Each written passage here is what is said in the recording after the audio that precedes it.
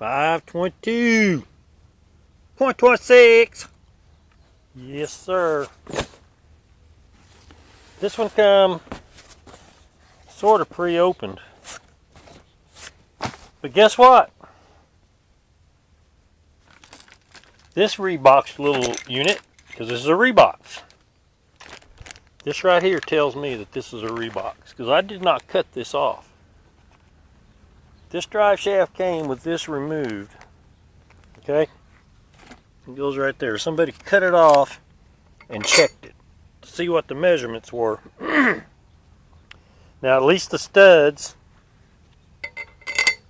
can be pressed in, and they are in the holes, so that actually work. So we're going to put our truck back together. Finally, after our little delay,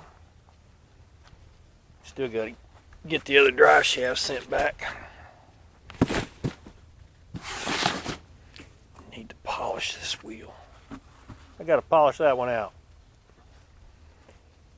You need your little polisher. Folks, if you don't get your polisher, get all that garbage off your wheel, so your wheel will go, you know, not wobble and stuff, because you got crap between the hub right here and the drum and the drum and the wheel. Those all need to be cleaned. That's just some helpful advice.